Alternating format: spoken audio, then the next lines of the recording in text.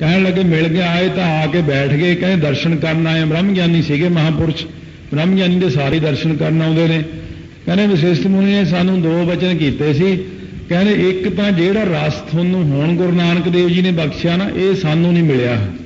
ये गल बिल्कुल सही है।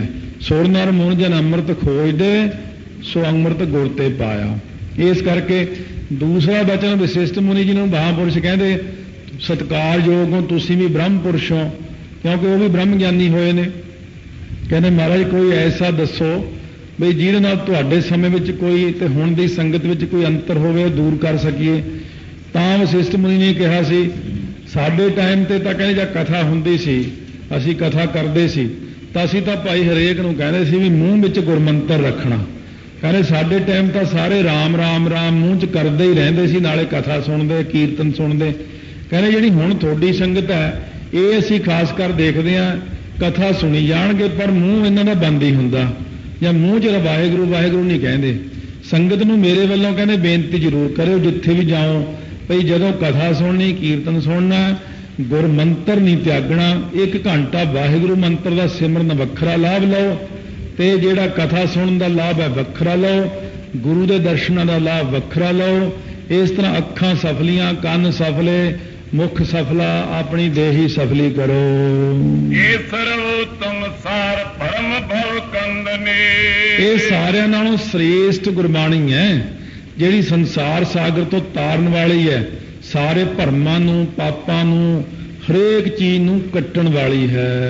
ਕਲਮਕ ਕਲ ਕੁਲਹਾਰ ਅਵਾਰ ਬਿਲਾਸਨੇ, ਕਹਿੰਦੇ ਜਿਹੜੇ ਸਾਰੇ ਕਲਯੁਗ ਦੇ ਪਿਛਲੇ ਤੋਂ ਅਗਲੇ ਸਾਰੇ ਗੁਨਾਹ ਨੇ, ਪਾਪ ਨੇ, ਕੁੱਲ ਕਲਮਲ ਨੇ ਜਿੰਨੇ ਵੀ, ਉਹਨਾਂ ਨੂੰ ਨਾਸ਼ ਕਰਨ ਵਾਲੀ ਹੈ।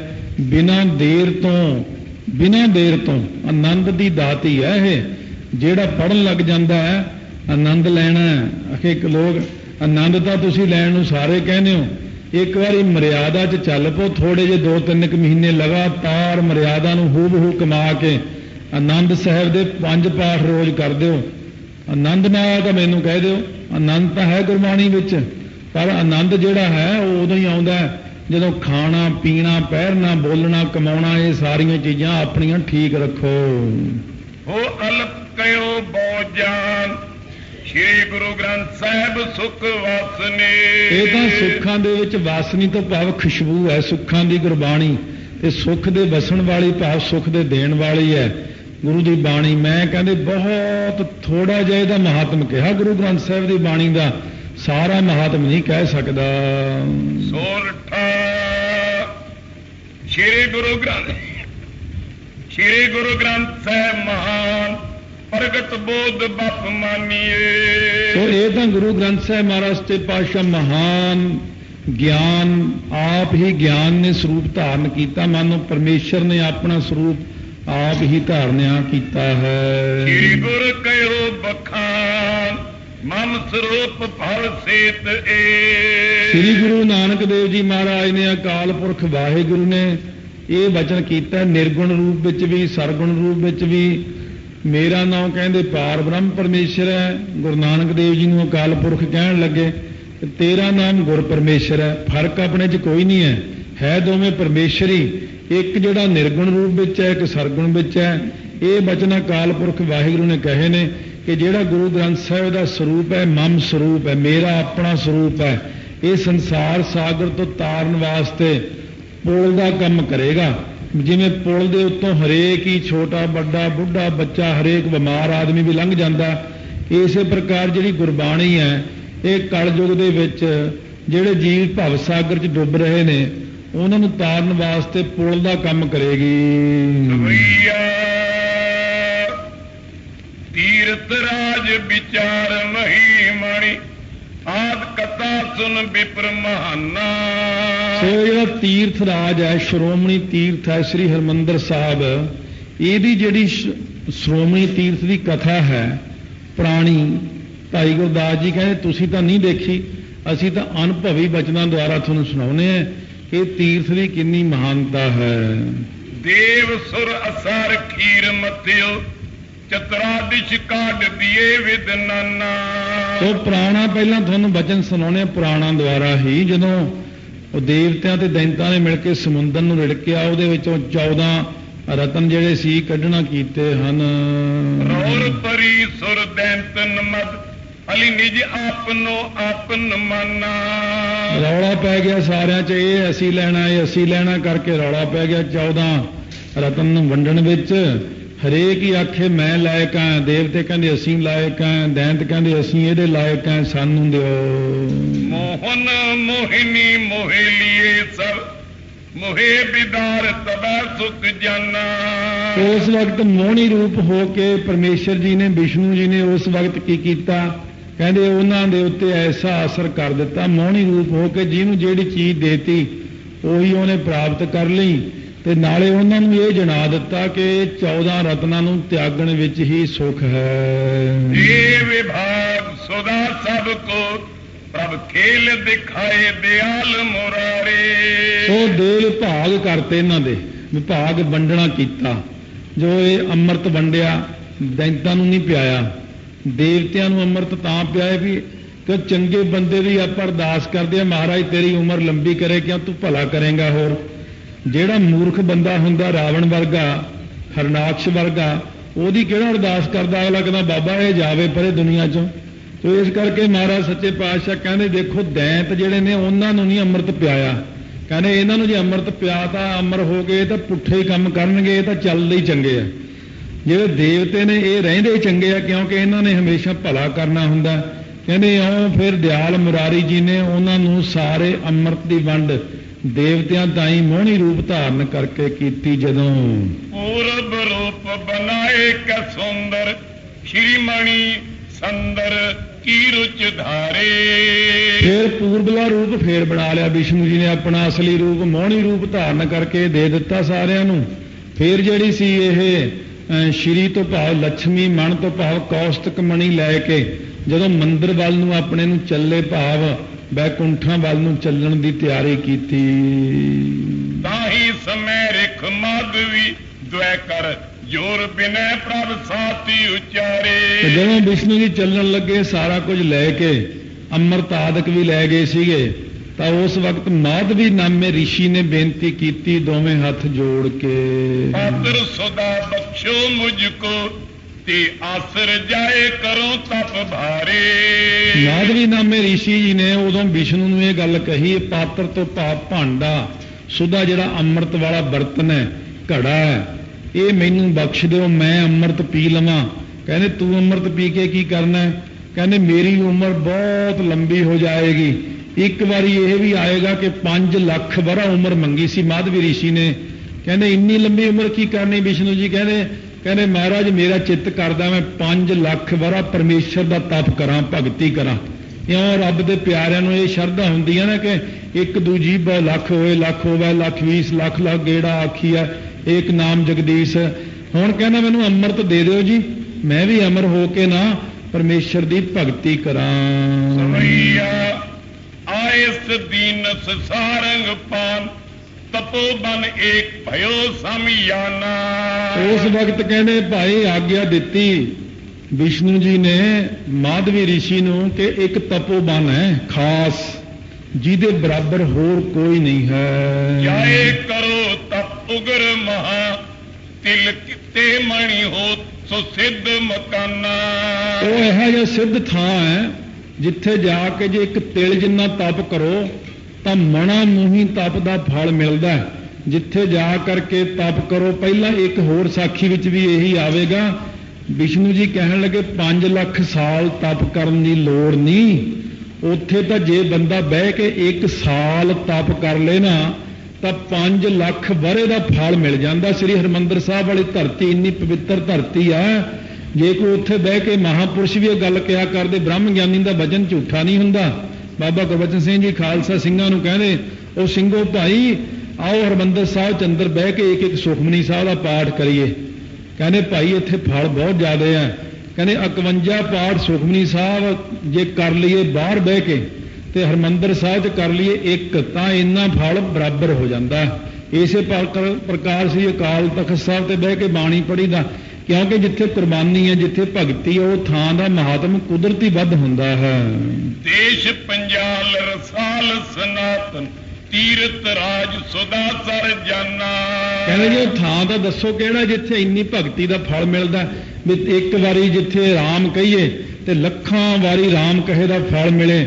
ਕਹਿੰਦੇ ਉਹ ਭਾਈ ਪੰਜਾਬ ਦੇਸ਼ ਦੀ ਮਿੱਠੀ ਸੋਹਣੀ ਧਰਤੀ ਪੁਰਾਤਨ ਜਿੱਥੇ ਤੀਰਥ ਰਾਜ ਸੁਦਾਸਰ ਅੰਮ੍ਰਿਤ ਤੀਰਥ ਹੈ ਨਾ, ਇਹ ਕਹਿੰਦੇ ਗੋਜ ਬਚਨ ਦੱਸਦਾ ਤੁਹਾਨੂੰ ਮੈਂ, ਆਮ ਬੰਦੇ ਨਹੀਂ ਪਤਾ। ਭਾਈ ਗੁਰਦਾਸ ਜੀ ਕਹਿੰਦੇ ਇਹ ਤਾਂ ਮੈਨੂੰ ਵੀ ਗੁਰੂ ਅਰਜਨ ਦੇਵ ਮਹਾਰਾਜ ਨੇ ਬਖਸ਼ਿਸ਼ ਕਰਕੇ ਦਿਖਾਇਆ ਸੀ ਸਾਰਾ ਕੁਝ। ਜਦ ਦਾ ਇਹ ਤੀਰਥ ਬਣਿਆ ਦੇਵਤੇ ਕਿਤੇ ਹੋਰ ਜਾਂਦੇ ਹੀ ਨਹੀਂ, ਇੱਥੇ ਹੀ ਇਸ਼ਨਾਨ ਕਰਨ ਆਉਂਦੇ ਹਨ ਦੀਵਾਲੀ ਦੀ ਰਾਤ ਨੂੰ। ਤੋ ਸੁਨ ਮਾਧਵੀ ਪਾਦ ਗਏ ਕਰਣਾ ਨਿਧ ਨਾਮ ਪੁਰਾ ਨ ਬਖਾਨਾ। ਉਸ ਵਕਤ ਮਾਧਵੀ ਰਿਸ਼ੀ ਨੇ ਚਰਨ ਪਕੜ ਲਏ ਵਿਸ਼ਨੂੰ ਜੀ ਦੇ, ਕਹਿਣ ਲੱਗੇ ਮਹਾਰਾਜ ਇਹ ਮੈਨੂੰ ਭਗਤੀ ਕਰਦਾ, ਇਹ ਤੀਰਥ ਦਾ ਨਾਮ ਅੱਗੇ ਕਿਸੇ ਨੇ ਮੈਨੂੰ ਦੱਸਿਆ ਹੀ ਨਹੀਂ ਹੁਣ ਤੱਕ। ਨਿਰਖਿਓ ਨੇ ਅੰਮ੍ਰਿਤ ਤੀਰਥ ਦਿਓ ਦਿਖਾਏ ਦਿਆਲ ਮੁਰਾਰੇ। ਕਹਿੰਦੇ ਅੱਜ ਤੱਕ ਮੈਂ ਅੰਮ੍ਰਿਤ ਤੀਰਥ ਨਹੀਂ ਦੇਖਿਆ, ਬਾਕੀ ਤਾਂ ਤੀਰਥ ਹੈਗੇ ਸਾਰੇ 68 ਤੀਰਥ, ਆਹ ਤੀਰਥ ਉਹ ਤੀਰਥ, ਪਰ ਇਹ ਹੈਰਾਨਗੀ ਦੀ ਗੱਲ ਹੈ ਵੀ ਅੰਮ੍ਰਿਤ ਦਾ ਵੀ ਤੀਰਥ ਹੈ ਕੋਈ। ਕਹਿੰਦੇ ਮਹਾਰਾਜ ਮੈਨੂੰ ਤਾਂ ਦਿਖਾਓ, ਤੁਸੀਂ ਨਾਲ ਚੱਲੋ ਮੇਰੇ। ਵਿਸ਼ਨੂੰ ਜੀ ਫਿਰ ਨਾਲ ਲੈ ਕੇ ਮਾਧਵੀ ਨੂੰ ਦਿਖਾ ਕੇ ਲਿਆਏ, ਕਹਿੰਦੇ ਆਹ ਦੇਖ ਲੈ ਇੱਥੇ ਬਹਿ ਕੇ ਤਪ ਕਰ, ਜਿੰਨਾ ਚਿੱਤ ਕਰਦਾ ਜਿੰਨਾ ਫਲ ਚਾਹੇਗਾ ਓਨਾ ਹੀ ਫਲ ਮਿਲ ਜਾਏਗਾ। ਦਿਓ ਦਿਖਾਏ ਦਿਆਲ ਮੁਰਾਰੇ ਭਗਤ ਅਧੀਨ ਪ੍ਰਬੀਨ ਚਲੇ ਜਨ ਦੀਨ ਪੈਤਾਰ ਮਿਆ ਬਨਵਾਰੇ। ਜਿਵੇਂ ਗਰੀਬਾਂ ਦੇ ਉੱਤੇ ਦਇਆ ਧਾਰ ਕੇ ਚੱਲ ਪੈਂਦੇ ਸੀ ਕ੍ਰਿਸ਼ਨ ਜੀ, ਉਹਨਾਂ ਦਾ ਭਲਾ ਕਰਦੇ ਸੀ, ਇਉਂ ਹੀ ਫਿਰ ਭਗਤਾਂ ਦੇ ਅਧੀਨ ਵਿਸ਼ਨੂੰ ਜੀ ਹੋ ਕੇ ਰਿਸ਼ੀਆਂ ਮੁਨੀਆਂ ਦੇ ਕਹਿੰਦੇ ਜੀ ਸਾਨੂੰ ਤਾਂ ਦਰਸ਼ਨ ਕਰਾਓ ਅੰਮ੍ਰਿਤ ਤੀਰਥ ਦੇ।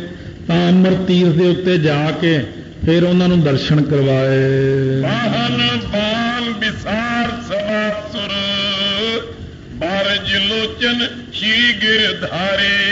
ਆਪਣਾ ਵਾਹਨ ਛੱਡ ਕੇ ਜਿਹਦੀ ਸਵਾਰੀ ਕਰਦੇ ਨੇ, ਇਸੇ ਪ੍ਰਕਾਰ ਹੀ ਆਪਣਾ ਬਾਮ ਤੋਂ ਭਾਵ ਇਸਤਰੀ ਲక్ష్ਮੀ ਨੂੰ ਛੱਡ ਕੇ ਸਾਰੀ ਸਭਾ ਦੇਵਤਿਆਂ ਦੀ ਵਿਸਾਰ ਕੇ ਜਿਹੜੇ ਸੀਗੇ ਸੋ ਕਮਲ ਨੈਣ ਉਹ ਗਿਰਧਾਰੀ ਪਰਮੇਸ਼ਰ ਕਹਿੰਦੇ ਫਿਰ ਚੱਲ ਪਏ ਦਿਖਾਉਣ ਵਾਸਤੇ ਮਾਧਵੀ ਰਿਸ਼ੀ ਨੂੰ ਉਹ ਸਥਾਨ। ਦੇਖ ਸਭੈ ਸੁਰ ਬ੍ਰਿੰਦ ਯਹ ਬਿਦ ਰੋਲ ਪਰੀ ਚਲਿਓ ਛਬ ਭਾਰੇ। ਜਦੋਂ ਦੇਵਤਿਆਂ ਨੇ ਦੇਖਿਆ ਵੀ ਇਹ ਕਿੱਧਰ ਨੂੰ ਚੱਲੇ ਨੇ, ਅੱਜ ਸਾਰਾ ਕੁਝ ਹੀ ਛੱਡ ਦਿੱਤਾ, ਕੋਈ ਸਵਾਰੀ ਨਹੀਂ ਨਾਲ ਲక్ష్ਮੀ ਨਹੀਂ, ਇਹ ਮਾਧਵੀ ਰਿਸ਼ੀ ਨੂੰ ਲੈ ਕੇ ਕਿੱਧਰ ਚੱਲੇ ਨੇ। ਕਹਿੰਦੇ ਤਾਂ ਅੰਮ੍ਰਿਤਮਈ ਧਰਤੀ ਅੰਮ੍ਰਿਤ ਸਰੂਪ ਜਿੱਥੇ ਅੰਮ੍ਰਿਤ ਦਾ ਤੀਰਥ ਉੱਥੇ ਚੱਲੇ ਨੇ। ਰੌਲਾ ਪੈ ਗਿਆ ਸਾਰੇ, ਅਸੀਂ ਵੀ ਜਾਣਾ, ਸਾਨੂੰ ਉਹ ਤੀਰਥ ਤੋਂ ਵਾਂਝੇ ਕਿਉਂ ਰੱਖਦੇ ਹੋ, ਸਾਡੇ ਤੇ ਵੀ ਕਿਰਪਾ ਕਰੋ। ਕਿਉਂ ਪਏ ਸੁਰ ਅਸੁਰ ਸੰਗ ਆਏ ਸ਼੍ਰੀ ਬਰ। ਉਸ ਵਕਤ ਸ਼੍ਰੀ ਤੋਂ ਭਾਵ ਲక్ష్ਮੀ ਦੇ ਬਰ ਸ੍ਰੇਸ਼ਟ ਪਤੀ ਵਿਸ਼ਨੂੰ ਜੀ ਦੇ ਨਾਲ ਦੈਂਤ ਵੀ ਦੇਵਤੇ ਵੀ ਸਾਰੇ ਜਾਣੇ ਕਹਿੰਦੇ ਅਸੀਂ ਅੰਮ੍ਰਿਤ ਸਰੋਵਰ ਦੇਖਣਾ ਕੈਸਾ ਸੁੰਦਰ ਹੈ। ਸੁਦਾ ਸਰੋਵਰ ਦੇਖਤ ਭੇਸੁਰ। ਸੁਦਾ ਸਰੋਵਰ ਜਿਹੜਾ ਤੱਕਿਆ ਆ ਕਰਕੇ ਇਹ ਆਉਣ ਵਾਲੇ ਸਮੇਂ ਦੀ ਵੀ ਚੀਜ਼ ਨੂੰ ਉਸੇ ਤਰ੍ਹਾਂ ਹੀ ਦਿਖਾ ਦਿੰਦੇ ਨੇ। ਇੰਨੀ ਕਿ ਕਸਰ ਹੈ ਆਪਣੇ ਕੋਲ ਉਹ ਚੀਜ਼ ਤਾਂ ਹੈ ਨਹੀਂ, ਬੀਤੇ ਹੋਏ ਦੀ ਫਿਲਮ ਤਾਂ ਆਪਾਂ ਬਣਾ ਕੇ ਦਿਖਾ ਸਕਦੇ ਹਾਂ ਹਰਿਮੰਦਰ ਸਾਹਿਬ ਦੀ ਜਾਂ ਹੋਰ ਥਾਵਾਂ ਦੀ ਵੀ ਆਹ ਕੈਸਟ ਹੈ ਸਾਡੇ ਕੋਲ, ਪਰ ਇਹਨਾਂ ਕੋਲ ਇਹ ਸ਼ਕਤੀ ਹੁੰਦੀ ਹੈ, ਇਹ ਆਉਣ ਵਾਲੇ ਸਮੇਂ ਨੂੰ ਹੂਬਹੂ ਉਸੇ ਤਰ੍ਹਾਂ ਹੀ ਦਿਖਾ ਦਿੰਦੇ ਨੇ। ਹਰਿਮੰਦਰ ਸਾਹਿਬ ਦੇ ਦਰਸ਼ਨ ਇਹਨਾਂ ਨੇ ਪਹਿਲਾਂ ਹੀ ਸਾਰਿਆਂ ਨੂੰ ਕਰਵਾਤੇ ਵੀ ਆਹ ਉਹ ਥਾਂ ਹੈ। ਰਿਸ਼ੀ ਨੂੰ ਕਹਿਤਾ ਇੱਥੇ ਬਹਿ ਕੇ ਤਪੱਸਿਆ ਕਰ ਲੈ, ਜਿੰਨੀ ਤਪੱਸਿਆ ਕਰੇਗਾ ਉਦੋਂ ਕਰੋੜਾਂ ਗੁਣਾ ਵੱਧ ਫਲ ਤੈਨੂੰ ਇਸ ਧਰਤੀ ਦਾ ਮਿਲੇਗਾ। ਸ਼੍ਰੀਪਤ ਸ਼੍ਰੀ ਹਰਿਮੰਦਰ ਰਾਜਾ ਰਮਾ ਸਹਿਤ ਸਿੰਘਾਸਨ ਛਾਜੈ। ਇੱਥੇ ਹੁਣ ਪਰਮੇਸ਼ਰ ਦਾ ਵਾਚਕ ਆਇਆ ਸ਼੍ਰੀਪਤ, ਸੋ ਇਸ ਕਰਕੇ ਸ਼੍ਰੋਮਣੀ ਜੋ ਅਕਾਲ ਪੁਰਖ ਵਾਹਿਗੁਰੂ ਮਾਇਆ ਦੇ ਪਤੀ ਨੇ, ਕਹਿੰਦੇ ਉਹ ਦੇਖੋ ਸਾਹਮਣੇ ਸ੍ਰੀ ਹਰਿਮੰਦਰ ਸਾਹਿਬ ਵਾਲੇ ਸਥਾਨ ਤੇ ਬਿਰਾਜਮਾਨ ਨੇ ਹਮੇਸ਼ਾ, ਜਿੱਥੇ ਮਾਇਆ ਸੇਵਾ ਕਰਦੀ ਹੈ, ਲక్ష్ਮੀ ਹਰ ਵਕਤ ਹਾਜ਼ਰ ਰਹਿੰਦੀ ਹੈ। ਕਹਿੰਦੇ ਇਹ ਥਾਂ ਦੇ ਉੱਤੇ ਸਾਰੇ ਦੇਵਤੇ ਮੱਥਾ ਟੇਕੋ। ਪੂਰਬ ਮੁਖ ਹਰ ਗਿਰਾ ਉਚਾਰੇ ਸੁਨ ਮਾਧਵ ਰਿਖੀ ਬ੍ਰਹਮਾਚਾਰੇ। ਪੂਰਬ ਵਾਲੀ ਦਿਸ਼ਾ ਨੂੰ ਮੁੱਖ ਕਰਕੇ ਕਹਿਣ ਲੱਗੇ ਬ੍ਰਹਮਾ। ਸੋ ਉਸ ਵਕਤ ਵਿਸ਼ਨੂੰ ਜੀ ਕਹਿੰਦੇ ਸੁਣ ਬਈ ਬ੍ਰਹਮਚਾਰੀ ਮਾਧਵ ਰਿਸ਼ੀ ਧਿਆਨ ਦੇ ਨਾਲ ਸੁਣ। ਇਹ ਸਨਮੁਖ ਦੁਖ ਭੰਜਨੀ ਮਾਏ ਤ੍ਰੈ ਵਿਦਤਾ ਹਰਨੀ ਸੁਖ ਦਾਏ। ਆ ਜਿਹੜੀ ਸਾਹਮਣੇ ਨੇ ਦੁੱਖ ਭੰਜਨੀ ਬੇਰੀ ਹੈ, ਦੁੱਖ ਭੰਜਨੀ ਬੇਰੀ ਬੜੀ ਪੁਰਾਣੀ ਚਲੀ ਆ ਰਹੀ ਹੈ। ਜਦੋਂ ਨਹੀਂ ਵੀ ਸੀ ਹਰਿਮੰਦਰ ਸਾਹਿਬ ਦੀ ਰਚਨਾ ਹੋਈ, ਪਤਾ ਤਾਂ ਉਦੋਂ ਦਾ ਵੀ ਸੀ ਸਾਰਿਆਂ ਨੂੰ, ਪਰ ਉਹ ਚੀਜ਼ ਦਾ ਪਹਿਲਾਂ ਫਲ ਨਹੀਂ ਲੈ ਸਕਦੇ, ਕਿਉਂਕਿ ਜਦ ਤੱਕ ਪੰਜਵੇਂ ਪਾਤਸ਼ਾਹ ਨੇ ਉਹ ਪ੍ਰਗਟ ਨਹੀਂ ਕੀਤੀ ਉਦੋਂ ਤੱਕ ਫਲ ਨਹੀਂ ਦਿੰਦੀ ਚੀਜ਼। ਪਤਾ ਸਾਰਿਆਂ ਨੂੰ ਵੀ ਆਹ ਦੁੱਖ ਭੰਜਨੀ ਹੈ, ਦੁੱਖ ਭੰਜਨੀ ਦੇ ਸਥਾਨ ਤੇ ਜਾ ਕੇ ਖੜਾ ਕਰ ਦਿੱਤਾ। ਕਹਿੰਦੇ ਤਿੰਨੇ ਤਾਪਾਂ ਦਾ ਨਾਸ ਕਰਨ ਵਾਲੀ ਹੈ, ਇੱਥੇ ਜਿਹੜਾ ਇਸ਼ਨਾਨ ਕਰ ਲਵੇਗਾ ਉਹਦੇ ਸਾਰੇ ਪਾਪ ਨਾਸ ਹੋ ਜਾਣਗੇ। ਮਦ ਮਹਾ ਤੀਰਥ ਮੁਨੀ ਰਾਜਾ, ਗੋਪ ਪਦਾਰਥ ਮਨ ਉਪਰਾਜਾ। ਇਹਦਾ ਜਿਹੜਾ ਵਿਚਕਾਰ ਹੈ ਸਰੋਵਰ ਦੇ ਵਿੱਚ ਤੀਰਥਾਂ ਦਾ ਰਾਜਾ ਰੂਪ ਤੀਰਥ ਸ੍ਰੀ ਹਰਿਮੰਦਰ ਸਾਹਿਬ, ਆ ਸਾਰਾ ਅੰਮ੍ਰਿਤ ਸਰੋਵਰ ਗੁਪਤ ਪਦਾਰਥ ਰੱਖਿਆ ਹੋਇਆ ਹੈ। ਪਰਮੇਸ਼ਰ ਨੇ ਇਸ ਨੂੰ ਪ੍ਰਗਟ ਕੀਤਾ ਹੈ। ਪਹਿਲਾਂ ਪੁਰਾਣੇ ਸਮੇਂ ਵਿੱਚ ਵਰ ਵੀ ਦਿੱਤੇ ਸੀ ਇਸ ਸਥਾਨ ਦੇ ਉੱਤੇ। ਜਦੋਂ ਇਹਦਾ ਪੁਰਾਣਾ ਫਿਰ ਇਹ ਵੀ ਪੁੱਛਿਆ ਸੀ ਨਾ ਅੱਗੇ ਚੱਲ ਕੇ ਇਹ ਵੀ ਕਿਤੇ ਮਹਿਮਾ ਆਈ ਜਾਣੀ ਹੈ ਸੋ ਪ੍ਰਸੰਗ ਦੀ। ਕਹਿੰਦੇ ਇਹ ਪੁਰਾਣਾ ਇੱਥੇ ਪਹਿਲਾਂ ਸ਼ਹਿਰ ਹੋਵੇਗਾ ਹੀ ਕੋਈ, ਜਿਹੜਾ ਇੱਥੇ ਇੰਨੀ ਤਪੱਸਿਆ ਹੋਈ ਆ, ਰਿਸ਼ੀ ਮੁਨੀ ਹੋਏ ਨੇ, ਤਾਂ ਪੁਰਾਣਾ ਨਾਂ ਇਹਦਾ ਵੀ ਉਦੋਂ ਦੱਸਿਆ। ਲੀਲਾਵਤੀ ਪੂਰੀ ਕਰਕੇ ਸਤਯੁਗ ਦੇ ਵਿੱਚ ਇਸ ਪੁਰੀ ਦਾ ਨਾਮ ਹੋਇਆ ਹੈ। ਧਨਸ਼ ਧਨਸ਼ ਪ੍ਰਤੀ ਸੁਰ ਬੈਠਾਰੇ, ਅਬ ਅੰਤਰ ਤਿਨ ਕੇ ਅਨੁਸਾਰੇ। ਸੋ ਕਹਿੰਦੇ ਹਿਰਦੇ ਵਿੱਚ ਜੋ ਸੰਕਲਪ ਹੈ ਉਹਦੇ ਅਨੁਸਾਰ ਦੇਵਤੇ ਬਿਠਾਏ ਨੇ। ਤਿੰਨਾਂ ਦੇਵਤਿਆਂ ਦੇ ਅਨੁਸਾਰ ਜਲ ਦੇ ਅੰਦਰ ਬਿਠਾ ਕੇ ਸਾਰਿਆਂ ਨੂੰ ਜੀਕਣ ਧਨਸ਼ ਧਨਸ਼, ਜਿੰਨਾ ਧਨਸ਼ ਹੁੰਦਾ ਨਾ ਇਹਨੂੰ ਜੇ ਧਰਤੀ ਤੇ ਰੱਖੀਏ, ਇਹ ਬਈ ਇੱਕ ਇਹਦੇ ਕਿਨਾਰੇ ਬੈਠ ਜਾਓ, ਇੱਕ ਜਣਾ ਇਹਦੇ ਕਿਨਾਰੇ ਬੈਠ ਜਾਓ, ਫਿਰ ਇੱਕ ਧਨਸ਼ ਮਿਣ ਕੇ ਕਿਹਾ ਇੱਕ ਇੱਥੇ ਬੈਠ ਜਾਓ, ਇੱਕ ਇੱਥੇ। ਉਹਨੂੰ 2-2 3-3 ਫੁੱਟ ਦੀ ਦੂਰੀ ਤੇ 4-4 ਫੁੱਟ ਦੀ ਦੂਰੀ ਤੇ ਇੱਕ ਇੱਕ ਦੇਵਤੇ ਨੂੰ ਇੱਥੇ ਲਿਆ ਕੇ ਬਿਠਾ ਦਿੱਤਾ। ਜਲ ਮੈਂ ਬਸੈ ਆਤ ਸਤ ਤੀਰਥ, ਇਨ ਮੈਂ ਧਰੋ ਸਦਾ ਸਰ ਸਮਰੱਥ। ਇਹ ਜਿਹੜਾ ਸੁਦਾਸਰ ਤੀਰਥ ਹਨ ਅੰਮ੍ਰਿਤ ਸਰੋਵਰ, ਇਹ ਸਾਰਿਆਂ ਨਾਲੋਂ ਸਮਰੱਥ ਹੈ, ਕਿਉਂਕਿ ਇਹਨਾਂ ਵਿੱਚ ਸਾਰੇ ਸਮਰੱਥ ਅੰਮ੍ਰਿਤ ਨੂੰ ਜੋ ਇਹ ਸੁਦਾਸਰ ਕਹਿਲਾਵੇ। ਇਹਨਾਂ ਵਿੱਚ ਜਿਹੜੇ 68 ਤੀਰਥ ਨੇ ਨਾ ਇਸ ਸਰੋਵਰ ਦੇ ਵਿੱਚ ਅਸਥਾਨ ਦੇ ਜਾ ਕੇ ਇਸ਼ਨਾਨ ਕਰਦੇ, ਇੱਥੇ ਵਾਸਾ ਕਰਦੇ ਨੇ। ਇਹ ਪਰਮੇਸ਼ਰ ਦੀ ਮਰਜ਼ੀ ਹੁੰਦੀ ਹੈ। ਪਹਿਲਾਂ ਚਾਹੇ ਤੀਰਥਾਂ ਨੂੰ ਕਿਤੇ ਵੀ ਹੋਵੇ, ਜਦੋਂ ਰਾਜਾ ਰੂਪ ਤੀਰਥ ਦੀ ਸਥਾਪਨਾ ਹੀ ਕਰ ਦਿੱਤੀ ਪਰਮੇਸ਼ਰ ਨੇ, ਆਪ ਕਹਿ ਦਿੱਤਾ ਵੀ ਹੁਣ ਜੇ ਤੀਜੇ ਪਾਤਸ਼ਾਹ ਵੇਲੇ ਨਹਾਉਣ ਚੱਲੇ ਸੀ, ਬਹੁਤ ਸਾਰੇ ਜਾਣੇ ਪਿੰਡਾਂ ਦੇ ਲੋਕ ਇਕੱਠੇ ਹੋ ਕੇ ਮਿਲਣ ਆ ਗਏ ਮਹਾਰਾਜ ਨੂੰ। ਤੋ ਛਾਟਾ ਸਾਹਿਬ ਵਾਲੇ ਪਾਸੇ ਦੇ ਬਜ਼ੁਰਗ ਕਈ, ਮਹਾਰਾਜ ਕਹਿੰਦੇ ਕਿੱਧਰ ਚੱਲੇ ਹੋ? ਕਹਿੰਦੇ ਗੰਗਾ ਯਾਤਰਾ ਚੱਲੇ ਆ। ਸਤਿਗੁਰੂ ਮਹਾਰਾਜ ਕਹਿੰਦੇ ਗੰਗਾ ਯਾਤਰਾ ਕਾਹਨੂੰ ਜਾਣਾ, ਇੱਥੇ ਹੀ ਗੰਗਾ ਜਮਨਾ ਸਰਸਵਤੀ ਸਮੁੰਦਰ ਸਭ 68 ਤੀਰਥ ਇੱਥੇ ਹੀ ਪ੍ਰਗਟ ਕਰ ਦਿੱਤੇ ਨੇ।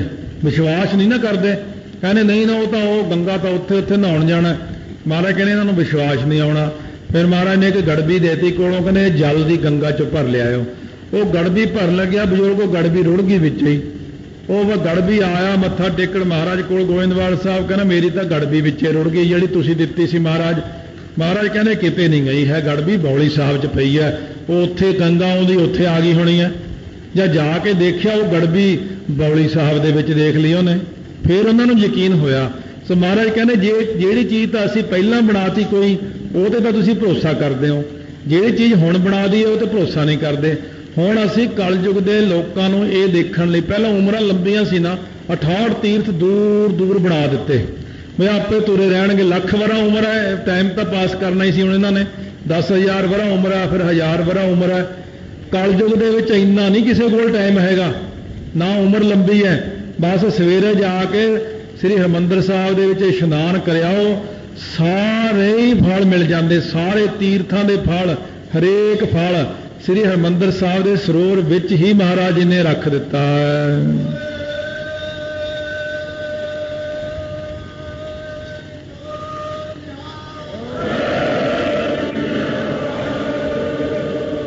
ਇਨ ਡਿਗ ਬੈਠ ਕਰੋ ਤਪ ਭਾਰੀ, ਏ ਮਮ ਸਦਨ ਸਨਾਤਨ ਚਾਰੇ। ਕਹਿੰਦੇ ਇਹ ਮੇਰਾ ਘਰ ਹੈ ਪੁਰਾਣਾ, ਇੱਥੇ ਬੈਠ ਕੇ ਤਪ ਕਰੋ।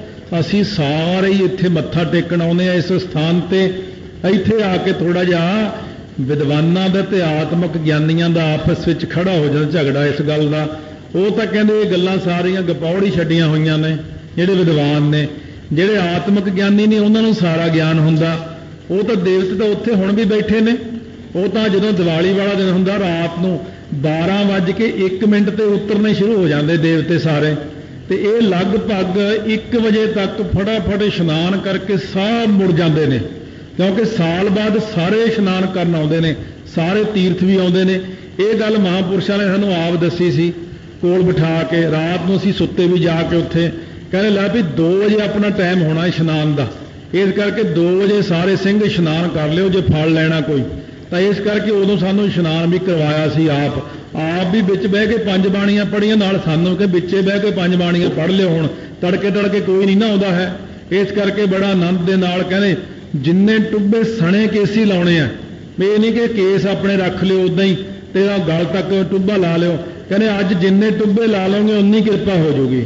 ਤੇ ਜਿੰਨੀ ਵੱਧ ਤੋਂ ਵੱਧ, ਜੇ ਸਰੋਵਰ ਦਾ ਵੈਸੇ ਇਸ਼ਨਾਨ ਇੱਥੇ ਵੀ ਕਰਨਾ ਹੋਵੇ ਨਾ, ਸਣੇ ਕੇਸੀ ਟੁੱਬਾ ਲਾ ਕੇ ਕਰਿਆ ਕਰੋ। ਸਣੇ ਕੇਸੀ ਟੁੱਬਾ ਲਾਉਣ ਦਾ ਮਹਾਤਮ ਜ਼ਿਆਦੇ, ਉਹਦੇ 'ਚ ਫਲ ਬਹੁਤਾ ਭਾਰੀ ਹੁੰਦਾ ਹੈ। ਸਭ ਤੇ ਗੋਪ ਤੋਏ ਪ੍ਰਗਟਾਇਓ, ਯਾ ਤੀਰਥ ਫਲ ਸ਼੍ਰੀ ਮੁਖ ਗਾਇਓ। ਇਹ ਸਾਰਿਆਂ ਨਾਲੋਂ ਗੋਪ ਗੱਲ ਹੈ, ਗੋਪਨੀय ਹੈ, ਗੁਪਤ ਹੈ। ਭਾਈ ਗੁਰਦਾਸ ਜੀ ਕਹਿੰਦੇ ਪਰ ਤੁਸੀਂ ਅੱਜ ਮੈਨੂੰ ਪੁੱਛਿਆ ਨਾ, ਤੁਹਾਨੂੰ ਮੈਂ ਤਾਂ ਦੱਸਿਆ। ਵੈਸੇ ਸਾਨੂੰ ਗੁਰੂ ਸਾਹਿਬ ਦਾ ਹੁਕਮ ਨਹੀਂ ਹੈ ਗੱਲਾਂ ਕਰਨ ਦਾ। ਕਹਿੰਦੇ ਪਰ ਤੁਸੀਂ ਜੋ ਕਿਹਾ ਵੀ ਮੈਨੂੰ ਹਰਿਮੰਦਰ ਸਾਹਿਬ ਦੇ ਪ੍ਰਮਾਣ ਦਿਓ, ਵੀ ਇਹ ਵੇਦਾਂ ਵਿੱਚੋਂ ਦਿਓ, ਸ਼ਾਸਤਰਾਂ ਵਿੱਚੋਂ ਦਿਓ, ਦੇਵਤਿਆਂ ਰਾਹੀਂ ਪ੍ਰਮਾਣ ਦਿਓ, ਤਾਂ ਕਹਿੰਦੇ ਅਸੀਂ ਤੁਹਾਨੂੰ ਇਹ ਗੁਪਤ ਗੱਲ ਸਾਰੀ ਦੱਸੀ ਹੈ। ਨਹੀਂ ਇਹ ਗੱਲਾਂ ਜਿਹੜੀਆਂ ਸੰਸਾਰ ਨੂੰ ਨਹੀਂ ਸੁਣਾਈ ਦੀਆਂ। ਧਰਮ ਅਰਥ ਕਾਮ ਅਰ ਮੁਖ, ਮਨ ਬਚ ਕਰਮ ਅਗ ਕਲ ਹਰ ਦੁਖ। ਜਿਹੜਾ ਹੁਣ ਧਰਮ ਅਰਥ ਕਾਮ ਮੋਖ ਚਾਰੇ ਪਦਾਰਥ ਨੇ, ਜਿਹੜਾ ਬੰਦਾ ਹਰਿਮੰਦਰ ਸਾਹਿਬ ਜਾ ਕੇ ਮੱਥਾ ਟੇਕਦਾ, ਦੁਕਾਨਦਾਰ ਸੰਗਰਾਂਦ ਨੂੰ ਜਾਂਦੇ ਨੇ ਬਹੁਤੇ, ਇਹ ਦੁਕਾਨ ਚੰਗੀ ਚੱਲੇ, ਕਾਰੋਬਾਰ ਚੱਲੇ, ਚੱਲਦੇ ਫਿਰ ਉਹਨਾਂ ਦੇ ਨਾ ਤਾਂ ਨਹੀਂ ਕਰਦੇ ਮਹਾਰਾਜ। ਗੁਰੂ ਅਰਜਨ ਦੇਵ ਜੀ ਨੇ ਕਿਹਾ ਸੀ ਜਿਹੜਾ ਸਿੱਖ ਹਰਿਮੰਦਰ ਸਾਹਿਬ ਮੱਥਾ ਟੇਕ ਕੇ ਆਵੇ, ਦੁਕਾਨਦਾਰਾਂ ਨੇ ਕਿਹਾ ਸੀ ਸਾਡੀ ਦੁਕਾਨਾਂ ਹੀ ਨਹੀਂ ਚੱਲਦੀਆਂ ਸੋਹਣੀਆਂ। ਮਹਾਰਾਜ ਕਹਿੰਦੇ ਲੱਛਮੀ ਬੈਠੀ ਆ ਹਰਿਮੰਦਰ ਸਾਹਿਬ 'ਚ, ਜਿਹੜਾ ਜਾਊਗਾ ਲਿਆਊਗਾ, ਜਿਹੜਾ ਨਾ ਜਾਊਗਾ ਨਾ ਮਿਲੇਗੀ। ਇਸ ਕਰਕੇ ਤੁਸੀਂ ਸਵੇਰੇ ਸਰੋਵਰ 'ਚ ਇਸ਼ਨਾਨ ਕਰੋ, ਜਪਜੀ ਸਾਹਿਬ ਦਾ ਪਾਠ ਕਰੋ, ਫਿਰ ਹਰਿਮੰਦਰ ਸਾਹਿਬ ਦੇਖ ਕਰਾਓ, ਮੱਥਾ ਟੇਕੋ, ਲక్ష్ਮੀ ਉਹਦੇ ਨਾਲ ਹੀ ਆ ਜਾਵੇਗੀ। ਇਸ ਕਰਕੇ ਧਰਮ ਅਰਥ ਕਾਮ ਮੋਖ ਉਹਨੂੰ ਹੀ ਬਖਸ਼ਿਸ਼ ਕਰਾਂਗੇ ਜਿਹੜਾ ਜਾਵੇਗਾ। ਮਨ ਬਚ ਕਰਮ ਕਰਕੇ ਜਿਹੜੇ ਨਾ ਸਾਰੇ ਪਾਪ ਨੇ ਕਲਯੁਗ ਦੇ, ਉਹ ਅਕਾਲ ਪੁਰਖ ਵਾਹਿਗੁਰੂ ਦੀ ਕਿਰਪਾ ਨਾਲ ਸਾਰੇ ਨਾਸ ਹੋ ਜਾਂਦੇ। ਇਹ ਸਾਰੀ ਵਿਸ਼ਵਾਸ ਤੇ ਗੱਲ ਹੈ। ਅੱਜ ਦੇ ਸਿੱਖ 'ਚ ਭਰੋਸਾ ਬਹੁਤ ਘੱਟ ਹੋ ਗਿਆ। ਕਿਉਂ? ਇਹ ਦੁਨੀਆ ਦੀਆਂ ਗੱਲਾਂ ਬਹੁਤੀਆਂ ਸੁਣਦਾ। ਲੋਕ ਬਾਹਰਲੇ ਕਹਿਣ ਵਾਲੇ ਕਹਿੰਦੇ ਉਰੇ ਕੀ ਸ਼ਕਤੀ ਐ ਨਹੀਂ ਆਉਣੀ ਕਰਕੇ, ਹੌਲੀ ਸਾਰੇ ਜਾਣਿਆਂ ਦੇ ਭਰੋਸੇ ਘਟ ਗਏ। ਮਹਾਰਾਜ ਕਹਿੰਦੇ ਭਰੋਸਾ ਪੂਰਨ ਬਣਾ ਲਓ ਆਪਣਾ। ਜਬ ਜਬ ਹੋਂ ਬੈਕੁੰਠ ਉਦਾਸਾ, ਤਬ ਹੋ ਆਏ ਸੁਕਰ ਹੋ ਨਿਵਾਸਾ। ਵਿਸ਼ਨੂੰ ਜੀ ਕਹਿਣ ਲੱਗੇ ਦੇਵਤਿਓ, ਹੇ ਰਿਸ਼ੀਓ ਮੁਨੀਓ, ਜਦੋਂ ਅਸੀਂ ਬੈਕੁੰਠ ਵਿੱਚ ਬੈਠੇ ਕਦੇ ਉਦਾਸ ਹੋ ਜਾਈਏ ਨਾ, ਤਾਂ ਅਸੀਂ ਇਹ ਥਾਂ ਤੇ ਆ ਕੇ ਬਹਿ ਕੇ ਕੀਰਤਨ ਸੁਣਦੇ ਆਂ, ਇਸ਼ਨਾਨ ਕਰਦੇ ਆਂ, ਬਾਣੀ ਸੁਣਦੇ ਆਂ, ਅਕਾਲ ਪੁਰਖ ਦੇ ਸਥਾਨ ਤੇ ਆ ਕੇ ਮੱਥਾ ਟੇਕਦੇ ਆਂ, ਗੁਰੂ ਗ੍ਰੰਥ ਸਾਹਿਬ ਮਹਾਰਾਜ ਨੂੰ ਫੁੱਲ ਭੇਟਾ ਕਰਦੇ ਆਂ, ਤਾਂ ਸਾਡਾ ਮਨ ਵੀ ਖੁਸ਼ੀ ਨਾਲ ਝੂਮ ਉੱਠਦਾ ਹੈ। ਔਰ ਉਹ ਹੋ ਜਾਂਦੀ ਅਵਸਥਾ ਨਾਨਕ ਭਗਤਾਂ ਸਦਾ ਵਿਗਾਸ, ਸੁਣਿਆ ਦੁਖ ਪਾਪ ਕਾ ਨਾਸ। ਇਹ ਤੀਰਥ ਮਨ ਦੇ ਸਰੂਪਾ, ਇਹ ਜਿਹੜਾ ਤੀਰਥ ਹੈ ਇਹ ਮੇਰਾ ਸਰੂਪ ਆਪਣਾ।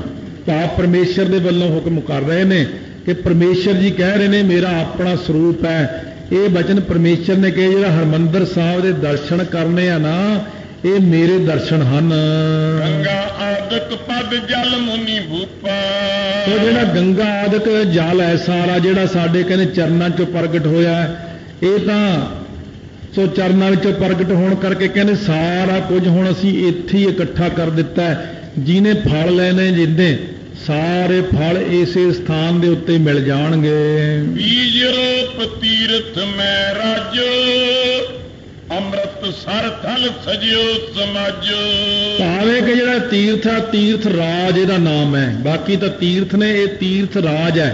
ਪ੍ਰਿਥਵੀ ਦੇ ਸਾਰੇ ਤੀਰਥਾਂ ਦਾ ਬੀਜ ਰੂਪ ਹੈ। ਇਸ ਸਥਾਨ ਦੇ ਉੱਤੇ ਸਾਰਾ ਕੁਝ ਹੀ ਹਾਜ਼ਰ ਕਰ ਦਿੱਤਾ ਹੈ। ਜੇ ਨਰ ਸਹਿਜ ਦਰਸੇਤ ਆਵੇਂ, ਚਤੁਰ ਪਦਾਰਥ ਸਹਿਜ ਹੀ ਪਾਵੇਂ। ਜਿਹੜੇ ਬੰਦੇ ਸਹਿਜੇ ਹੀ ਦਰਸ਼ਨ ਕਰਨ ਆਉਂਦੇ ਨੇ, ਇੱਥੇ ਹਰਿਮੰਦਰ ਸਾਹਿਬ ਮੱਥਾ ਟੇਕਦੇ ਨੇ ਪਿਆਰ ਸਤਿਕਾਰ ਨਾਲ, ਸਹਿਜੇ ਹੀ 4 ਪਦਾਰਥ ਉਹਨਾਂ ਨੂੰ ਅਸੀਂ ਦਿੰਦੇ ਹਾਂ। ਜੇ ਪੁਨ ਤਿਨ ਕੇ ਦਰਸ਼ਨ ਕਹਿ, ਤੇ ਵਿਦੇ ਹੋਏ ਮਹਾਂਪੁਰਜ ਹੈ। ਉਹ ਜਿਹੜੇ ਫੇਰ ਦਰਸ਼ਨ ਕਰਦੇ ਹਨ ਉਹਨਾਂ ਦੇ, ਉਹ ਵਧੇ ਮੁਕਤ ਹੋ ਕਰਕੇ ਮੇਰੀ ਪੁਰੀ ਨੂੰ ਆ ਜਾਂਦੇ ਨੇ। ਇਹ ਤਾਂ ਜਿਹੜੇ ਦਰਸ਼ਨ ਕਰਨ ਵਾਲੇ ਉਹਨਾਂ ਦਾ ਭਲਾ, ਦਰਸ਼ਨ ਕਰਨ ਵਾਲਿਆਂ ਦੇ ਦਰਸ਼ਨ ਕਰਨ ਵਾਲਿਆਂ ਦਾ ਹੀ ਭਲਾ ਹੋ ਜਾਂਦਾ ਇੱਥੇ। ਕੌਮ ਈਸਾਨ ਨਿਰਖ ਬ੍ਰਿਖ ਕੇਤੂ, ਜਿਹੜਾ ਪੂਰਬ ਦਿਸ਼ਾ ਅਤੇ ਉੱਤਰ ਦਿਸ਼ਾ ਦੇ ਵਿਚਕਾਰ ਦਾ ਸਥਾਨ ਹੈ ਨਾ, ਤਾਂ ਇਸ ਸਥਾਨ ਦੇ ਉੱਤੇ ਬ੍ਰਿਖ ਕੇਤੂ ਜਿਹੜਾ ਬੈਲ ਦੀ ਸਵਾਰੀ ਕਰਨ ਵਾਲਾ ਸ਼ਿਵ ਜੀ ਹੈ, ਉਹਦੀ ਸੇਵਾ ਲਾਈ ਹੈ ਕਿ ਇਸ ਸਥਾਨ ਤੇ ਤੂੰ ਹਰ ਟਾਈਮ ਹਾਜ਼ਰ ਰਹਿਣਾ ਹੈ।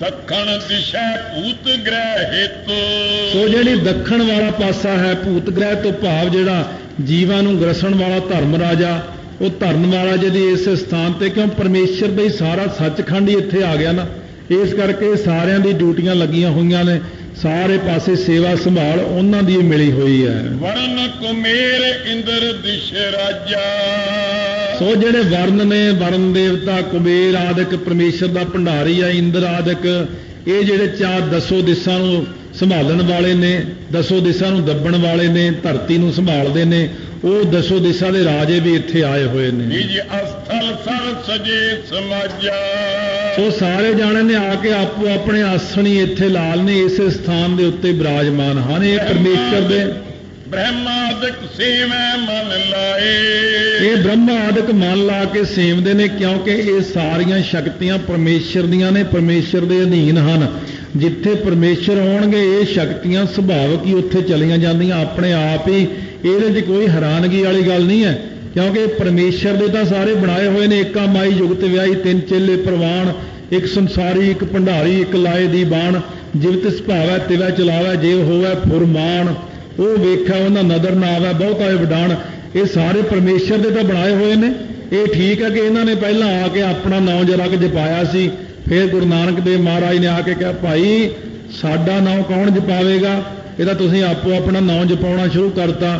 ਤਾਂ ਮਹਾਰਾਜ ਕਹਿੰਦੇ ਸਾਨੂੰ ਆਪ ਆ ਕੇ ਆਪਣਾ ਨਾਮ ਜਪਾਉਣਾ ਪਿਆ, ਤੇ ਨਾਲ ਹੁਣ ਇਹਨਾਂ ਨੂੰ ਵੀ ਜਪਣ ਲਾਇਆ ਹੋਇਆ, ਤੁਸੀਂ ਵੀ ਵਾਹਿਗੁਰੂ ਵਾਹਿਗੁਰੂ ਕਰਿਆ ਕਰੋ। ਮਮ ਰੁਚ ਲਖ ਖਤ ਪਦ ਜਿਮ ਛਾਏ, ਸੋ ਇਸ ਪ੍ਰਕਾਰ ਦੇ ਕਹਿੰਦੇ ਨੇ ਮੇਰੀ ਰੁਚੀ ਨੂੰ ਜਾਣ ਕਰਕੇ ਭੌਰਿਆਂ ਵਾਂਗ ਛਾ ਰਹੇ ਹਨ ਸਾਰੇ, ਕਿਉਂਕਿ ਜਦੋਂ ਵੱਡਾ ਆ ਜੇ ਛੋਟਿਆਂ ਦੀ ਕੀ ਮਜਾਲ ਹੈ, ਨਾ ਹੁਣ ਉੱਥੇ ਸਾਰੇ ਜਾਣੇ ਹੁਣ ਦਰਸ਼ਨ ਕਰਕੇ ਨਿਹਾਲ ਹੁੰਦੇ ਹਨ। ਕਿਮ ਕੈ ਪ੍ਰਭੂ ਸਭ ਦੇਵ ਬੁਲਾਏ,